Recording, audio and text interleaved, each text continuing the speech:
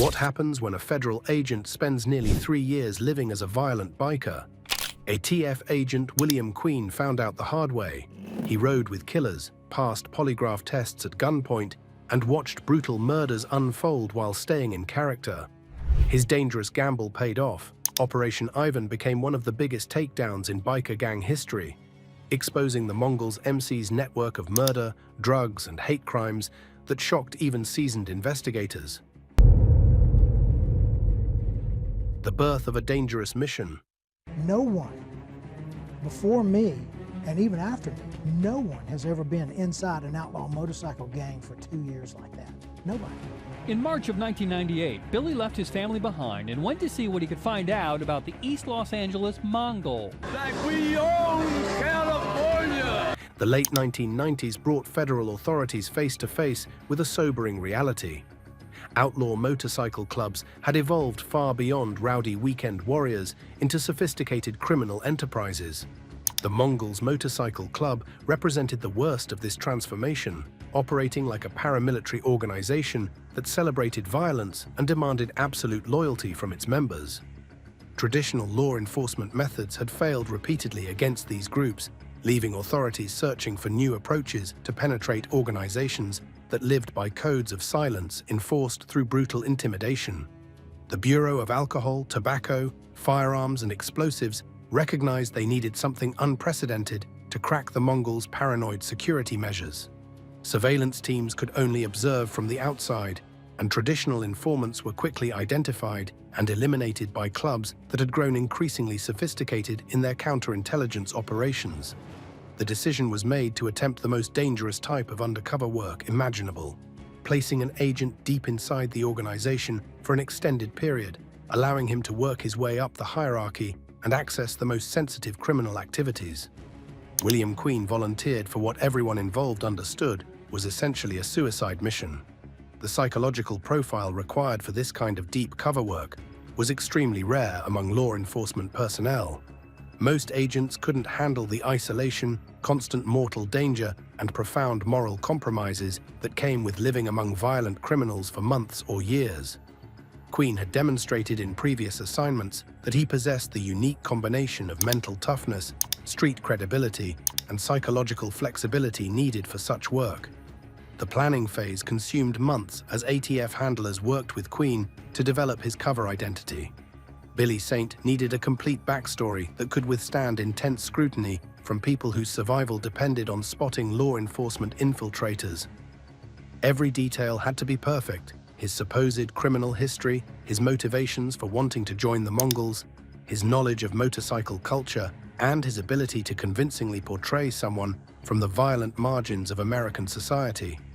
But all the preparation in the world couldn't fully ready Queen for the psychological ordeal that awaited him inside one of America's most dangerous criminal organizations. The foundation of careful preparation and psychological conditioning would prove essential when Queen faced his first major test as a prospect: a polygraph examination administered by paranoid gang members who wouldn't hesitate to execute him if they detected the slightest deception. Surviving the ultimate loyalty test. By the late 1990s, the Mongols are a regular presence on the highways of Southern California. They have a reputation for drugs, guns, and violence, and their lawlessness is getting out of hand, spilling over into the general community. Now federal authorities are moving against them. They want to insert an undercover agent into the heart of the Mongols to gather evidence against the club that will lead to a prosecution. But getting inside the Mongols is not easy. We knew from the beginning that their violence and the tight-knit group that they were, that it'd be really very difficult to penetrate this group. The polygraph examination that Queen faced bore no resemblance to the clinical professional procedures used by government agencies. This was a crude, terrifying ordeal designed as much to intimidate potential members as to detect deception. The Mongols had developed this twisted version of lie detection specifically to root out undercover law enforcement officers, and they administered it with all the subtlety of an execution squad preparing to eliminate a suspected traitor. The psychological pressure began the moment Queen entered the room where the test would be conducted. He found himself strapped to a primitive polygraph machine operated by club members who possessed no formal training in the equipment but had extensive experience in violence and intimidation. What transformed this already nightmarish situation into something truly horrifying was the Mongol standing directly behind Queen with his hand resting on his holstered weapon, ready to execute him instantly if the machine suggested he was lying. The message couldn't have been clearer. This wasn't simply a test of truthfulness, but a trial where failure meant immediate death. Queen understood that passing this polygraph would require far more than memorizing his cover story or remaining calm under pressure. He needed to achieve a level of psychological compartmentalization that few human beings could accomplish, suppressing his true identity so completely that Billy Saint became his only reality during the examination. The questions came rapidly and covered every conceivable aspect of his supposed background. Who was he really? Where had he come from? Why did he want to join the Mongols? Had he ever worked in law enforcement? Each question carried the weight of life and death as Queen's heart rate, blood pressure, and skin conductivity were monitored by people who wouldn't hesitate to kill him if they detected the smallest inconsistency in his responses. The primitive nature of both the equipment and the operators actually made the test more dangerous in certain ways. False positive readings could prove just as fatal as actual deception, and the Mongols' inherently paranoid mindset meant they were predisposed to suspect everyone of being a potential threat to their organization. Queen had to maintain perfect composure under circumstances that would have psychologically destroyed most people, all while projecting the attitude that this examination was simply another step in his journey toward becoming a full member of the Brotherhood. Queen's success in passing the polygraph represented far more than individual triumph over extreme adversity. It marked a crucial turning point in Operation Ivan that opened doors previously sealed shut to outside observation. Full members who had been suspicious and openly hostile began treating him as a genuine prospect, worthy of their trust, gradually including him in conversations about the club's criminal activities and inviting him to participate in the violent world that defined Mongol culture. This breakthrough would soon allow Queen to witness something that would haunt him for the rest of his life: a senseless murder that revealed the true depths of the organization's commitment to violence as both a practical tool and a twisted badge of honor. Witnessing cold-blooded murder. The Mongols and Angels confront each other. Heated words mixed with angry stares. And in a flash, all hell breaks loose.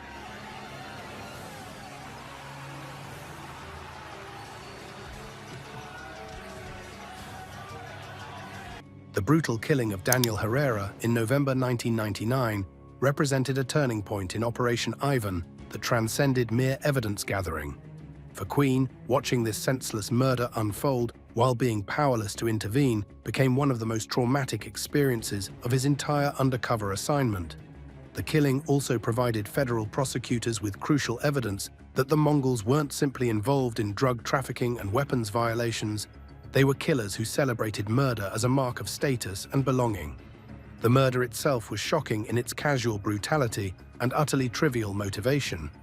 Adrian Gutierrez, known within the club by his nickname Panhead, attacked Herrera outside a Southern California motel after taking offense to what witnesses later described as nothing more than an innocuous joke. This wasn't a confrontation that escalated beyond anyone's control, or a business dispute that turned unexpectedly violent. It was a deliberate, sustained assault that continued long after Herrera posed any conceivable threat to his attacker. Queen watched in horror as Gutierrez used both a knife and his fists to kill Herrera in what could only be described as a public execution.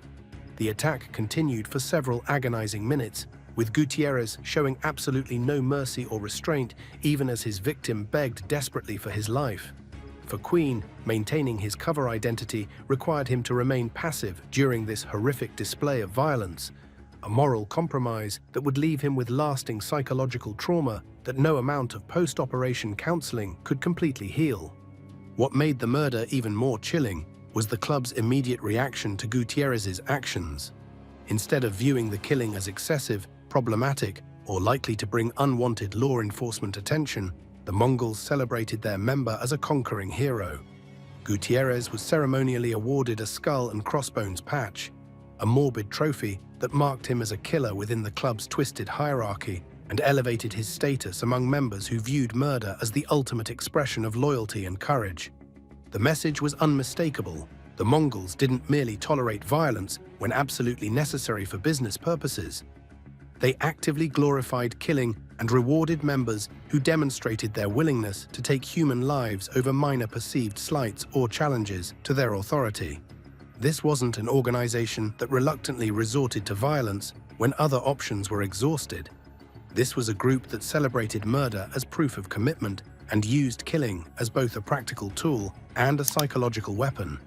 The Herrera murder revealed the true nature of the Mongols' so-called code of honor, which bore no resemblance to any legitimate understanding of respect, loyalty, or brotherhood.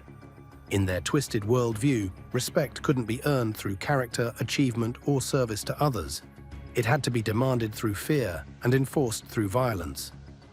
Members who killed gained immediate recognition and elevated status, while those who showed mercy or restraint were viewed as weak, unreliable, and potentially dangerous to the organization's reputation. Queen's detailed documentation of both the murder itself and the club's celebration of the killer provided federal prosecutors with some of the most damaging evidence they would present during the eventual trials. His eyewitness testimony, combined with recordings and other intelligence gathered during his time undercover, helped establish that violence wasn't an unfortunate byproduct of the Mongols' criminal activities. It was central to their identity and essential to their operations as a criminal enterprise. This first-hand experience with the organization's culture of celebrated violence positioned Queen to document an extensive criminal network that operated with shocking openness and brazen disregard for law enforcement. Building an ironclad federal case, dual ascension from lowly prospect to trusted member and eventually to secretary-treasurer of his chapter provided him with unprecedented access to the Mongols' most sensitive operations and confidential information. His position wasn't merely ceremonial or symbolic. It gave him legitimate reasons to handle the club's financial records, attend leadership meetings, and participate in planning sessions for major criminal activities. Every piece of intelligence he gathered became ammunition for what would develop into one of the most comprehensive organized crime cases in federal law enforcement history. The financial intelligence that Queen methodically collected proved particularly devastating to the organization's leadership. As chapter treasurer, he meticulously tracked money flowing from drug sales, weapons trafficking, extortion schemes, and other illegal activities with the precision of a forensic accountant and the instincts of a trained investigator. He documented exactly how the club laundered criminal proceeds through legitimate businesses, how profits were systematically distributed among members and chapters, and how the organization's sophisticated financial structure both supported and encouraged ongoing criminal activity. Queen's covert recordings of club meetings provided federal investigators with an unprecedented inside look at how the Mongols functioned as a criminal enterprise, rather than simply a motorcycle enthusiast group with some bad members. Hours of conversations captured members casually discussing upcoming crimes, methodically dividing territories for drug distribution networks, carefully planning retaliation against rival organizations, and coordinating complex operations with other criminal groups across multiple states. The scope of criminal activity that Queen systematically documented was staggering in both its breadth and sophistication. Beyond the murder of Daniel Herrera, he gathered comprehensive evidence of drug manufacturing and distribution networks spanning multiple states, stolen motorcycle operations that functioned with the efficiency of legitimate businesses, weapons trafficking that supplied both gang members and outside criminal organizations, and elaborate extortion schemes targeting both legitimate businesses and rival criminal groups. John Secone, the experienced ATF agent coordinating Operation Ivan from outside the organization, worked closely with Queen to ensure that all intelligence being gathered could be effectively utilized in federal court.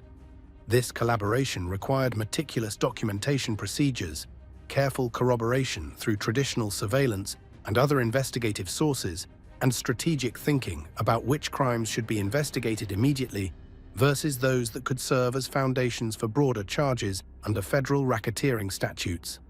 The comprehensive intelligence Queen provided allowed federal agents to create detailed organizational charts mapping the Mongols' entire criminal structure. They systematically identified chapter presidents, regional coordinators, and national officers while documenting exactly how orders flowed down from leadership positions and how criminal profits moved back up through the hierarchy.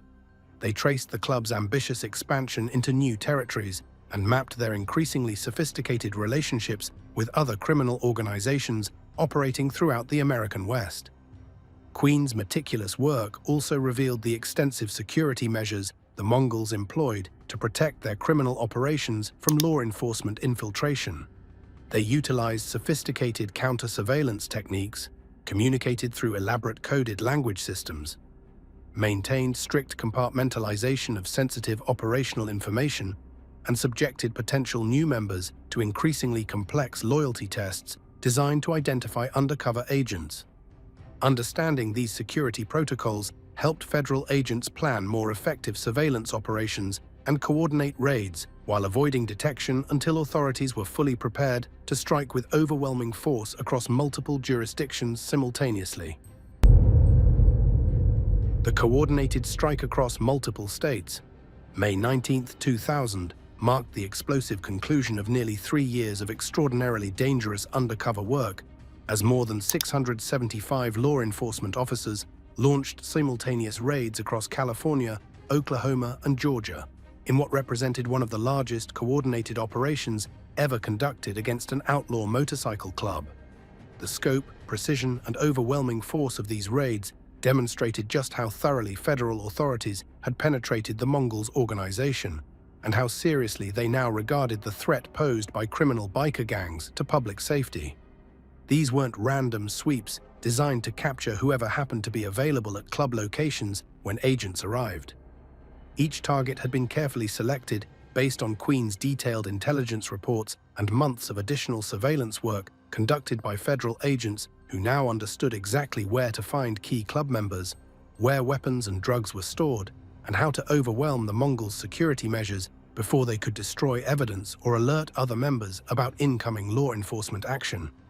The coordination required for Operation Ivan's dramatic conclusion was unprecedented in federal law enforcement's approach to motorcycle club investigations. ATF agents worked seamlessly with FBI personnel, DEA investigators, U.S. Marshals, and local law enforcement agencies across 3 states, utilizing sophisticated communication systems to ensure that all raids happened simultaneously, preventing club members in one location from warning others about the coordinated law enforcement action. In strategic locations across California, including San Diego, Rosemead, and Frazier Park, heavily armed federal agents stormed clubhouses, members' homes, and businesses connected to the Mongols' organization.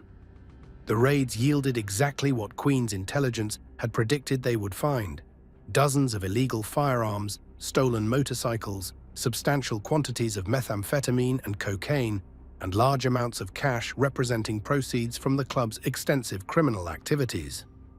More important than the physical evidence seized during the raids was the capture of over 50 club members, including key leadership figures whose arrests would effectively decapitate the organization's command structure and leave surviving members leaderless and demoralized. The simultaneous nature of these arrests meant that the Mongols couldn't reorganize quickly enough to protect their remaining criminal assets or warn members who hadn't yet been detained by federal agents. The psychological impact of the coordinated raids proved as devastating to the organization as the physical seizures and arrests. For years, the Mongols had operated with apparent complete impunity, believing their sophisticated security measures and strict code of silence made them essentially untouchable by law enforcement agencies. The precision and scope of the raids shattered this comfortable illusion, demonstrating that federal authorities had penetrated their organization far more deeply than anyone had imagined possible. Queen's extraction from his deep undercover role required careful planning and split-second timing to ensure his survival once the organization realized they had been infiltrated. As raids unfolded simultaneously across multiple states, he was quietly pulled from circulation and immediately placed under comprehensive federal protection. The Mongols would soon understand that someone had systematically betrayed them from within their own ranks, and Queen's cover identity made him an obvious target for the kind of brutal retaliation the club was internationally known for inflicting on perceived traitors. The immediate aftermath of the raids left the once powerful Mongols organization in complete disarray, with their leadership structure decimated, their financial resources frozen or seized, and their membership scattered and thoroughly demoralized. Origins of a criminal empire.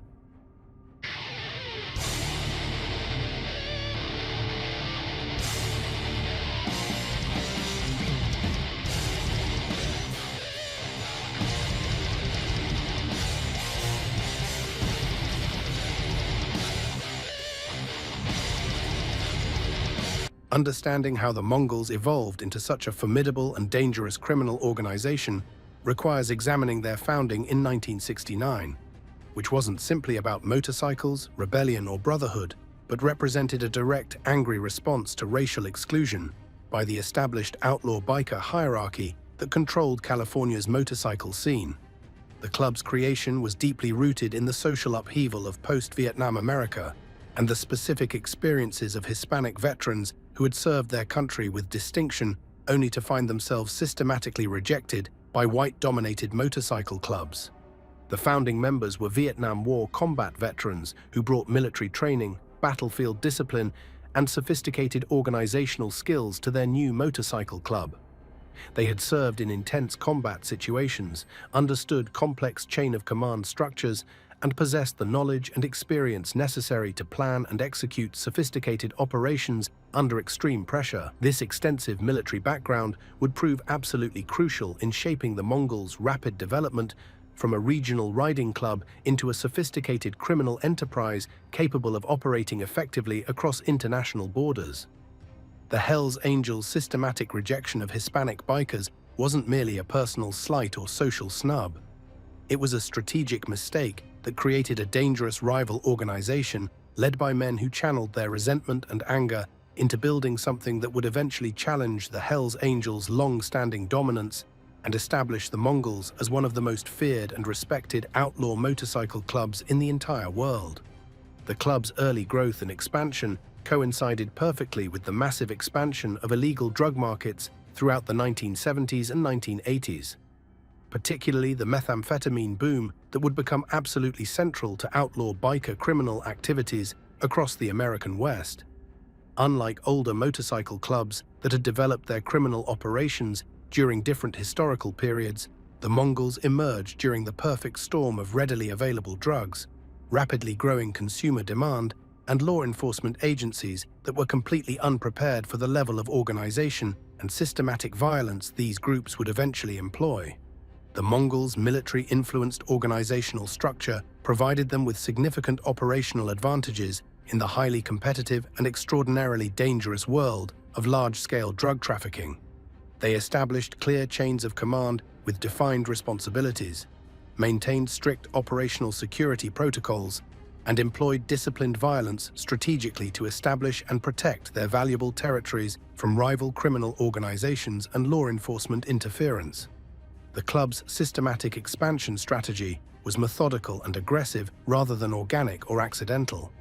They actively recruited members in strategically important locations, established new chapters in areas with existing drug markets and relatively weak law enforcement presence, and deliberately challenged other established criminal organizations for control of the most lucrative territories available. This aggressive expansion inevitably brought them into violent conflict with established motorcycle clubs and other criminal groups, conflicts that the Mongols consistently approached with their characteristic extreme violence and military-style tactical thinking. By the 1990s, the Mongols had successfully transformed from a regional response to racial discrimination into a sophisticated international criminal enterprise maintaining active chapters in Europe, Asia, and Australia, creating a global network perfectly suited for drug trafficking, weapons smuggling, and numerous other highly profitable criminal activities spanning multiple continents and legal jurisdictions. This remarkable success bred the kind of institutional arrogance and dangerous overconfidence that would eventually make them vulnerable to sophisticated operations like Queen's masterful infiltration. Systematic racism and organized hate. Operation Ivan revealed a deeply disturbing dimension of the Mongols' criminal enterprise that extended far beyond drugs, weapons, and violence into the realm of systematic racism and organized hate crimes, specifically targeting minority communities throughout Southern California. Queen's covert recordings and subsequent testimony exposed a clear pattern of racially motivated attacks that demonstrated the club's criminal activities included trafficking in racial hatred alongside their more traditional illegal enterprises. Extensive evidence gathered during the operation revealed multiple instances of completely unprovoked attacks against black individuals, particularly in bars, clubs, and other entertainment venues throughout the greater Los Angeles area. These weren't isolated incidents involving individual members acting on personal prejudices. They represented organized expressions of institutional racism that certain chapters of the Mongols actively promoted, celebrated, and rewarded as proof of member loyalty and commitment to the organization's twisted values. One particularly brutal incident documented during the investigation involved several club members systematically beating two black men at a popular Hollywood venue while shouting racial slurs and making it absolutely clear that their attack was motivated purely by the victim's race rather than any personal dispute or business conflict. The systematic nature of such attacks revealed that the club's carefully crafted public image as a diverse brotherhood united around motorcycle culture was nothing more than a sophisticated lie designed to mask their true nature from law enforcement scrutiny. What made these hate crimes especially disturbing to investigators was their calculated and systematic character. Certain Mongols chapters didn't merely tolerate racist attitudes among individual members, they actively fostered racist beliefs and specifically encouraged members to target minorities for violence as a way of proving their commitment to the organization and their willingness to risk legal consequences for the Brotherhood. The racist violence served multiple strategic purposes for the organization that extended well beyond simple expressions of hatred. These attacks demonstrated to both members and rival criminal organizations that the club was willing to commit violence for ideological reasons rather than just business profits, creating a much more comprehensive atmosphere of fear and intimidation throughout their operational territories. The shared participation in racially motivated violence also served as a powerful bonding mechanism that united members around common hatred and violent action, significantly strengthening organizational cohesion through collective participation in brutal criminal acts. Queen's meticulous documentation of these racist activities provided federal prosecutors with additional serious charges they could bring against club members through hate crime enhancements that significantly increased potential sentences for convicted members. More importantly, this evidence helped prosecutors argue convincingly that the Mongols weren't simply a criminal enterprise focused on traditional organized crime activities. They were also a comprehensive hate group that engaged in every conceivable form of criminal activity, including systematic racially motivated violence. The revelation of organized racism within the Mongols' organization had much broader implications for law enforcement's evolving understanding of outlaw motorcycle clubs and similar criminal organizations operating throughout the United States.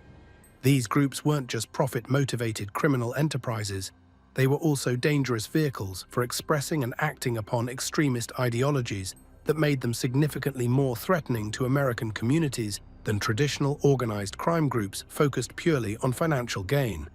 This understanding would prove valuable as federal authorities prepared even more ambitious follow-up operations designed to target the rebuilt organization through innovative legal strategies. Operation Black Rain. Early morning arrests of 61 members of the Mongols motorcycle gang was the biggest crackdown on motorcycle gang violence in history. The 86-count federal indictment against the Mongols alleges murder, attempted murder, hate crimes against African Americans, weapons and drug violations. The Mongols were founded on the east side of LA in Montebello during the 1970s. They've expanded to 7 states and 3 countries. But the Mongols have committed violence for decades. Why the arrests now? Well, it's not really why now. The ATF actually went undercover years ago in this particular gang because of the violence, because of the narcotics trafficking, because of their reputation to intimidate witnesses. ATF went undercover about 3 years ago. We've been working this case aggressively and had terrific results today. By 2008, the Mongols had successfully rebuilt their organization from the devastating aftermath of Operation Ivan. But they had also learned valuable lessons about law enforcement capabilities, infiltration techniques, and the vulnerabilities that had made their previous downfall possible.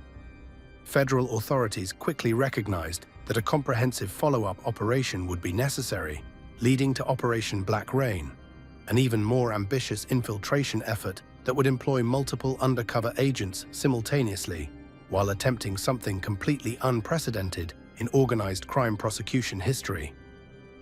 Operation Black Rain differed dramatically from Ivan in several crucial ways that reflected both significantly improved law enforcement techniques and the Mongols' substantially enhanced security measures developed in response to their previous encounters with federal investigators. Where Ivan had relied primarily on William Queen operating as a single undercover agent, Black Rain employed multiple highly trained federal agents who successfully infiltrated different Mongols chapters simultaneously across the entire country, providing much broader intelligence coverage while reducing the enormous risks associated with depending on a single operative working alone in hostile territory.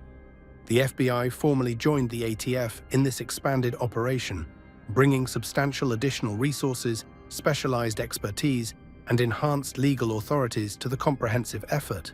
The combined agencies invested almost 2 full years embedding specially trained agents within various Mongols chapters across multiple states, systematically gathering evidence of the organization's evolved criminal activities while carefully documenting exactly how they had adapted their operational methods in direct response to previous law enforcement pressure and legal consequences. The undercover agents discovered that the Mongols had indeed learned important lessons from their previous devastating encounters with federal law enforcement agencies. The organization had successfully implemented much more sophisticated communication security protocols, dramatically improved their background investigation procedures for potential new members, and developed significantly better counter-surveillance techniques designed to identify and eliminate law enforcement infiltration attempts before they could gather meaningful intelligence. However, despite these important security improvements, the club's fundamental criminal nature remained completely unchanged. They were still a violent criminal enterprise, actively engaged in murder, systematic drug trafficking, weapons smuggling, and numerous other serious criminal activities that continued to generate substantial illegal profits for the organization and its members. When Operation Black Rain finally concluded in 2008, the results proved even more dramatic and comprehensive than Ivan's impressive finale. 61 carefully coordinated arrests followed the operation's conclusion, with federal charges that included murder, extensive drug trafficking, sophisticated money laundering operations, and broad criminal conspiracy. The scope of documented criminal activity demonstrated conclusively that the Mongols hadn't been deterred or reformed by their previous encounters with federal law enforcement. They had simply become more careful and sophisticated in their methods, while continuing to operate as a comprehensive criminal enterprise. The most innovative and legally groundbreaking aspect of Operation Black Rain wasn't the sophisticated undercover work or even the large number of arrests. It was the completely unprecedented legal strategy that federal prosecutors employed against the club's fundamental organizational identity through an ambitious attempt to seize their trademarked patch as a criminal asset subject to federal forfeiture laws. This revolutionary legal approach would trigger constitutional battles that extended far beyond motorcycle clubs to fundamental questions about government power and individual rights in American society. The constitutional battle for symbols.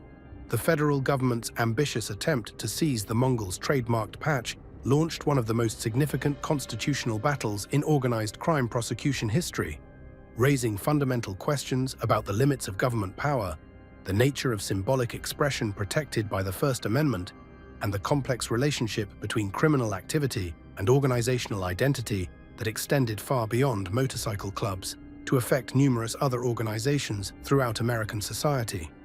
The prosecution's legal argument appeared deceptively straightforward on its surface. If the patch was systematically used to facilitate criminal activity, identify criminal conspirators, and coordinate illegal operations, then it could legitimately be seized as a criminal asset under existing federal forfeiture laws that had been successfully applied to numerous other forms of criminal property. Federal prosecutors meticulously documented how the distinctive patch served as crucial identification, allowing members to recognize each other across different chapters and states, intimidated victims and potential witnesses through its association with violence, and directly facilitated criminal activities by coordinating operations across the organization's complex structure. Defense attorneys and civil liberties organizations responded with equally compelling constitutional arguments rooted in fundamental American principles of free expression and association. They contended persuasively that the patch represented a form of symbolic speech clearly protected by the First Amendment, expressing the wearer's personal identity, deeply held beliefs, and chosen association with others who shared similar values and interests. They argued that government seizure of the patch would constitute unconstitutional censorship and illegal prior restraint on protected expression, violating fundamental constitutional principles that specifically protected even unpopular, offensive, or controversial forms of speech and symbolic expression. The resulting legal battle became an extraordinarily high-stakes test of competing constitutional values and conflicting legal theories that would establish important precedents affecting government regulation of symbolic expression for decades to come.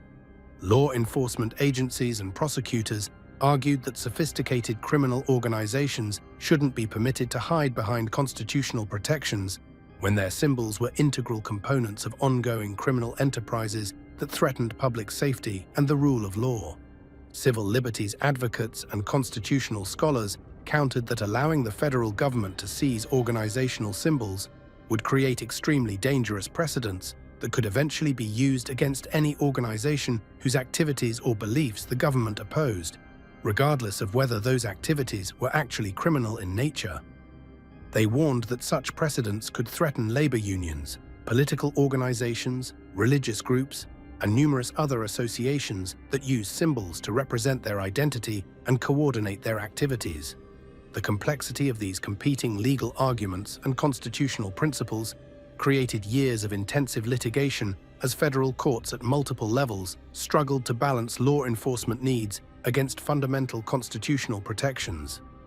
Different appellate courts reached conflicting conclusions about the same legal questions, creating a complicated patchwork of legal precedents that varied significantly by geographic jurisdiction and created substantial uncertainty about the ultimate resolution of these crucial constitutional issues. For the Mongols organization itself, the patch dispute represented an existential threat that transcended normal criminal prosecution. The symbolic patch wasn't simply a logo, trademark, or commercial identifier. It was the physical embodiment of everything the organization represented to its members and the broader criminal community. Without legal authority to display their patch, members would lose their organizational identity, their status within the criminal hierarchy, and their psychological connection to the broader brotherhood that gave meaning to their lives. The practical effects of the patch seizure threat proved significant even before courts reached final legal resolution of the underlying constitutional questions, fundamentally altering how the organization operated and presented itself to both members and the general public, while creating new strategic opportunities for law enforcement agencies seeking to disrupt their criminal activities. Ancient feuds reignited through murder. The September 2008 murder of Hell's Angels, San Francisco President Mark Papa Guardado, by Mongol member Christopher Stoney Ablett, demonstrated conclusively that despite years of intensive federal prosecution and significant organizational disruption, the fundamental culture of violence within outlaw motorcycle clubs remained completely unchanged and potentially more dangerous than ever before. The brutal killing instantly reignited decades-old rivalries between the two organizations and threatened to trigger the kind of nationwide biker war that law enforcement agencies had been working desperately to prevent. The carefully planned murder occurred in San Francisco's Mission District, where Guardado was attending a solemn funeral ceremony for another deceased Hells Angels member. The location and timing were particularly significant because Ablett had deliberately chosen to attack during one of the most sacred and respected rituals in outlaw biker culture, demonstrating complete disrespect for both his specific victim and the broader motorcycle community's most deeply held traditions and values. Multiple witnesses described a calculated, brutal assault that left absolutely no doubt about the killer's intentions or the premeditated nature of his attack. Ablett systematically approached his unsuspecting victim and stabbed him multiple times with a large knife before shooting him at close range and fleeing the immediate scene. The attack was simultaneously personal, territorial, and symbolic, representing everything that had defined the poisonous relationship between these rival organizations since the Mongols' founding in 1969. The Hells Angels' organizational response was both swift and entirely predictable given the history of violence between these groups. The club's national leadership immediately and publicly swore brutal retaliation against the entire Mongols organization, not merely the individual killer who had committed this particular murder. Law enforcement agencies throughout the country immediately prepared for rapidly escalating violence as both organizations mobilized their members for what could easily become open warfare, spanning multiple states simultaneously and lasting for years. Ablett's eventual capture and prosecution provided additional disturbing insight into the Mongols' continued institutional commitment to extreme violence, despite their recent legal troubles and the imprisonment of numerous key members. The fact that he was willing to commit such a high-profile murder during the immediate aftermath of Operation Black Rain demonstrated that federal prosecutions and mass arrests hadn't fundamentally changed the club's violent culture or reduced their willingness to engage in deadly conflicts with rival organizations, regardless of legal consequences. The timing of Guardado's murder was particularly significant because it occurred precisely when the Mongols were supposedly weakened and demoralized by recent federal prosecutions and the loss of key leadership figures to lengthy prison sentences.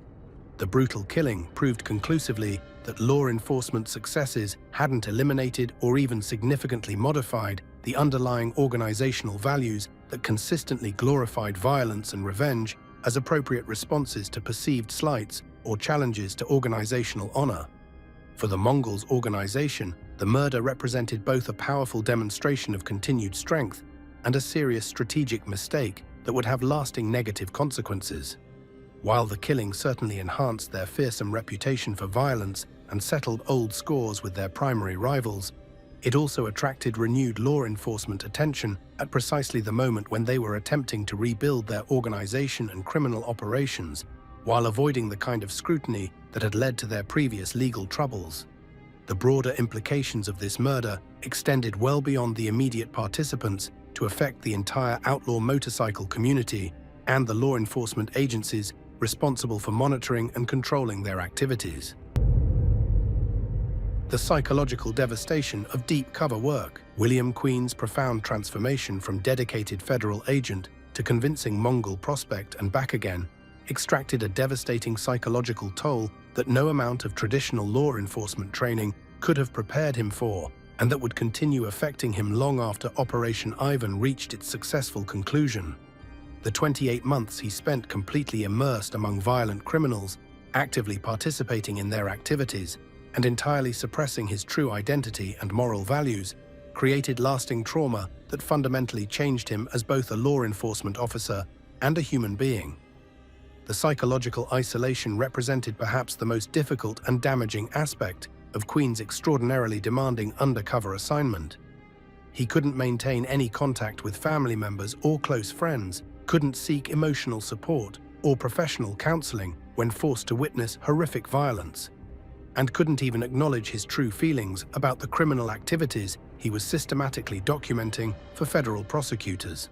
Billy Saint had to appear genuinely enthusiastic about violence and criminal behavior that William Queen found morally repugnant and psychologically devastating. Living with the constant, overwhelming fear of exposure created chronic stress that adversely affected every aspect of Queen's physical health and mental well-being throughout the operation. He was forced to maintain perfect vigilance at all times, never allowing himself to relax his guard or let down his carefully constructed facade even for a single moment during his years inside the organization. One slip in his cover story an inappropriate emotional reaction to violence, or a moment's hesitation during criminal activities could have resulted in immediate and extremely brutal death. The profound moral compromises required for maintaining his cover identity created lasting guilt and psychological confusion about his role in the serious crimes he was forced to witness without intervening. Queen had to stand by helplessly while Daniel Herrera was brutally murdered, completely unable to intervene or even show appropriate human compassion for the victim. He was forced to participate in planning various criminal activities, build seemingly genuine friendships with people he knew he would eventually betray, and consistently suppress his law enforcement instincts during situations where his intervention could potentially have saved innocent lives. The unprecedented psychological pressure of living an elaborate lie for nearly 3 full years was unlike anything previously attempted in federal law enforcement operations. Queen was forced to become so thoroughly immersed in his false identity that even his closest relationships within the criminal organization were based entirely on systematic deception and manipulation. The friendships he carefully cultivated, the loyalty he convincingly demonstrated, and the brotherhood he appeared to experience were all components of an elaborate performance designed to gather evidence against people who had come to genuinely trust him as a loyal member. After Operation Ivan finally concluded successfully, Queen faced the enormous challenge of readjusting to normal civilian life while simultaneously dealing with the severe psychological aftermath of his traumatic experiences. Federal witness protection programs provided comprehensive physical security from potential Mongols' retaliation, but were completely inadequate to address the emotional and psychological damage resulting from years of living among the most violent criminals in American society. Queen suffered from severe paranoia, chronic depression, extreme difficulty forming normal relationships with trustworthy people, and numerous other psychological symptoms that persisted for years after the Mongols' trials ended and his testimony was no longer required by federal prosecutors. The remarkable success of Operation Ivan came at an almost incalculable personal cost to Queen, raising serious ethical questions about the long-term sustainability of deep undercover operations and the responsibility of law enforcement agencies to protect the mental health of agents willing to make such extraordinary sacrifices. Justice delivered through federal courts. The comprehensive legal aftermath of Operations Ivan and Black Rain clearly demonstrated the devastating effectiveness of long-term infiltration strategies in systematically dismantling sophisticated criminal organizations through the federal court system. Prosecutors successfully used the extensive intelligence gathered by undercover agents to secure significant convictions against dozens of Mongols members, with severe sentences that effectively destroyed the club's established leadership structure, while sending unmistakable messages about the serious consequences of participating in organized criminal activity. Adrian Panhead Gutierrez, the Mongol member who brutally murdered Daniel Herrera directly in front of Queen, ultimately received a sentence of 18 years to life in federal prison. His conviction relied heavily on Queen's compelling eyewitness testimony, the detailed recordings he had secretly made during his extended time undercover, and substantial corroborating evidence gathered through traditional investigative techniques and surveillance operations. For federal prosecutors, Gutierrez's case powerfully demonstrated that the Mongols' institutional culture of celebrating and rewarding violence could be conclusively proven in federal court and punished with the full force of available federal law.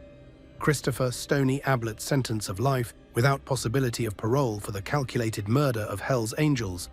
President Mark Guardado sent an unmistakable message that violence between rival motorcycle clubs would be prosecuted to the maximum extent of federal law, regardless of the traditional reluctance of biker communities to cooperate with law enforcement investigations. The exceptional severity of his sentence reflected both the premeditated nature of his brutal crime and the broader federal strategy of using maximum available penalties to deter similar violence among other outlaw motorcycle clubs throughout the country.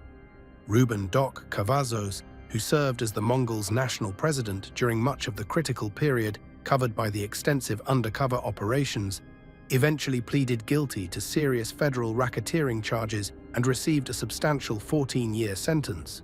His conviction was particularly significant because it successfully targeted the club's highest leadership level and demonstrated conclusively that no member of the criminal organization was beyond the reach of federal prosecution, regardless of their position within the hierarchy or their perceived power and influence. The severe sentences systematically imposed on convicted Mongols members created powerful ripple effects throughout both their own organization and the broader outlaw motorcycle club community across the United States. Potential recruits began to clearly understand that membership in such criminal organizations carried extremely serious legal risks that could easily result in decades in federal prison, while existing members faced increased pressure to either abandon their criminal activities entirely or risk facing similar prosecutions as federal authorities applied hard-learned lessons from the successful Mongols cases to other criminal organizations. The important legal precedents established during the comprehensive Mongols prosecutions fundamentally influenced how federal authorities would approach other organized crime cases for years to come. The successful application of federal RICO statutes against motorcycle clubs provided a proven template for prosecuting similar organizations as comprehensive criminal enterprises rather than simply loose collections of individual criminals operating independently, proving far more effective at completely dismantling entire organizations rather than just temporarily removing individual members who could easily be replaced by ambitious recruits. These successful prosecutions validated the enormous human and financial resources that had been invested in the dangerous and complex operations Ivan and Black Rain, while establishing important deterrent effects that would influence criminal organizations throughout American society for decades to come. Brotherhood betrayed from within. The remarkable effectiveness of Operations Ivan and Black Rain wasn't solely attributable to the exceptional skills and courage of undercover federal agents. It also depended critically on the unexpected willingness of numerous Mongols members to systematically betray their former brothers when personally confronted with the realistic prospect of spending decades in federal prison. The club's much-celebrated culture of unbreakable loyalty and sacred brotherhood proved surprisingly fragile and artificial when individual members were forced to choose between abstract organizational solidarity and concrete personal survival for themselves and their families. Jeremy McDonald represented exactly the type of devastating internal fracture that proved absolutely catastrophic to the Mongols' organizational security and long-term survival prospects.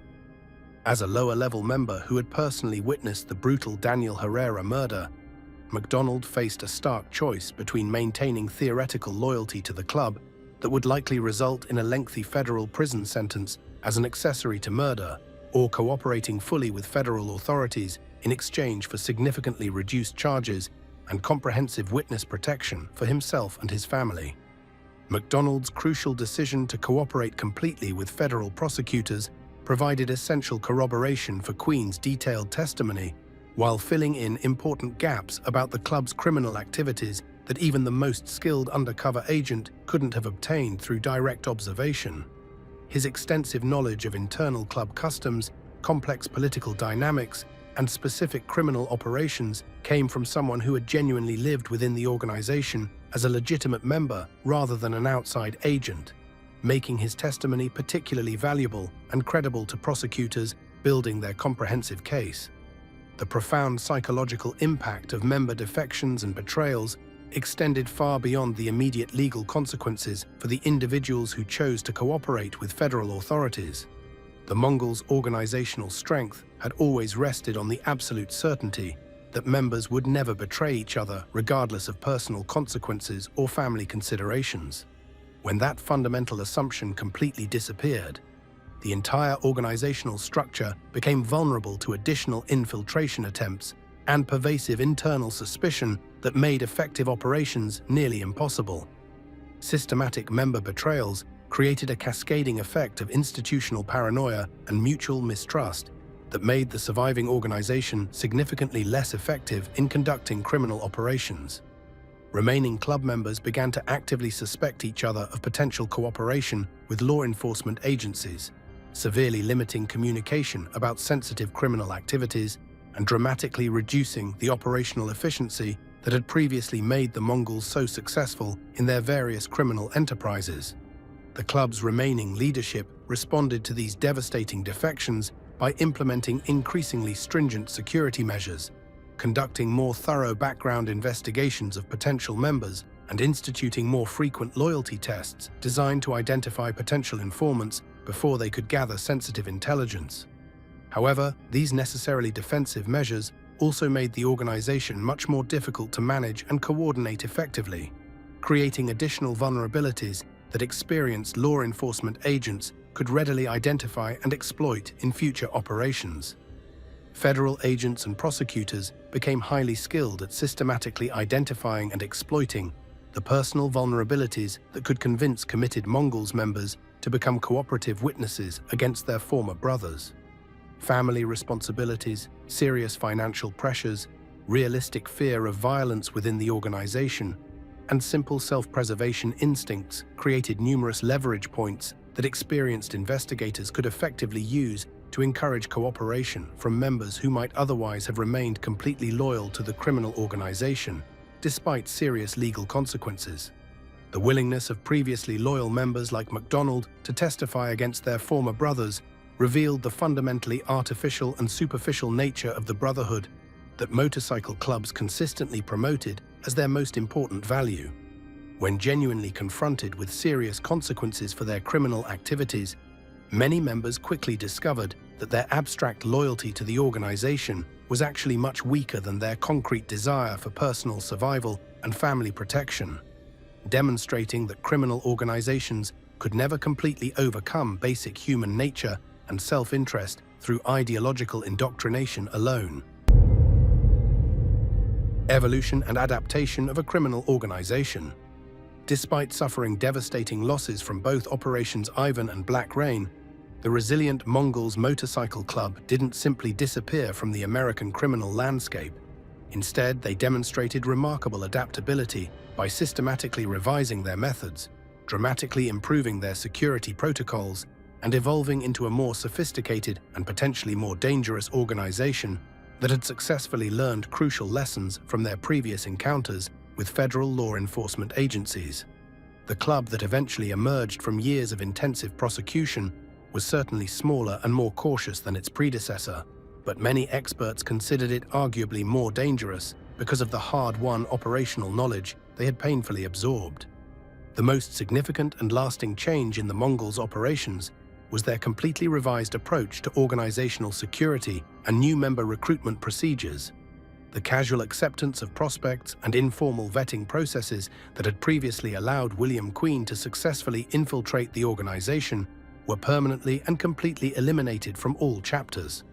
Potential new members now faced extensive background investigations lasting months or years, prolonged testing periods that could extend for several years. Communication protocols throughout the organization underwent radical and comprehensive revision as surviving leadership recognized that their previous methods had been thoroughly compromised by sophisticated law enforcement surveillance operations and successful infiltration attempts. Encrypted messaging applications completely replaced traditional phone calls for sensitive communications. Coded language systems became far more sophisticated and frequently updated, and face-to-face meetings replaced electronic communications entirely for any sensitive discussions about ongoing criminal activities or important organizational business that could potentially be intercepted by law enforcement agencies. All members received extensive training in recognizing various law enforcement surveillance techniques and were systematically taught to vary their personal routines, frequently change meeting locations, and avoid the kind of predictable patterns that had previously made surveillance operations so successful for federal agents. The club developed sophisticated counter-surveillance capabilities that made it significantly more difficult for law enforcement agencies to effectively monitor their activities or gather meaningful intelligence about their ongoing operations without detection. The organization's continuing criminal activities remained substantial but became much more compartmentalized and professionally managed in their execution.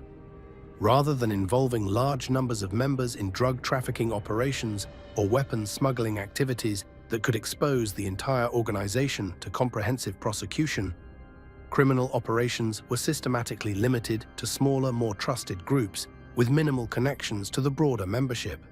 This careful approach substantially reduced the risk of large-scale prosecutions, while successfully maintaining the revenue streams that funded club operations and supported member lifestyles. Public relations became an unexpected priority for the evolved Mongols organization, as leadership recognized the importance of managing their public image to reduce law enforcement scrutiny. The club began systematically organizing charity events, toy drives for underprivileged children, and community service projects specifically designed to improve their public reputation and provide legitimate legal justification for their continued existence as a motorcycle club rather than a criminal organization. These carefully planned activities served multiple strategic purposes. They generated positive media coverage, created plausible explanations for large member gatherings, and provided legitimate sources of income that could help launder money derived from criminal activities. The Mongols' international expansion accelerated significantly as domestic operations became increasingly difficult and dangerous to maintain under intensive federal scrutiny. Establishing new chapters in countries with different legal systems and less sophisticated law enforcement capabilities provided alternative operational bases while diversifying the organization's geographic risk profile and creating new opportunities for criminal activities that were much harder for U.S. authorities to effectively monitor and successfully prosecute. Modern leadership structures became notably more decentralized and flexible as the organization learned that highly centralized command structures made them particularly vulnerable to targeted prosecutions that could effectively decapitate the entire organization through the arrest of key figures. Regional autonomy increased substantially, with local chapters receiving greater authority over their specific operations, while maintaining only loose connections to national leadership, making the overall organization much harder for law enforcement to understand, infiltrate, and successfully prosecute, while providing substantial resilience against future law enforcement actions that had proven so devastating in the past.